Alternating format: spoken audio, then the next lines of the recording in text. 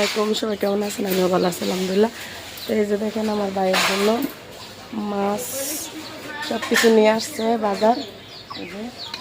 এখানে 3 রকমের মাছ আছে, মুরগি আছে, নিয়ে এসে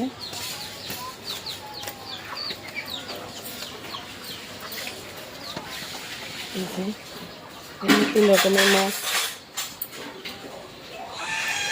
মাছ কাছে থেকে গন্ধ হয় মাছের,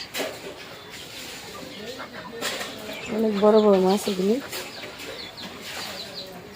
এখানে 3 রকমের মাছ আছে।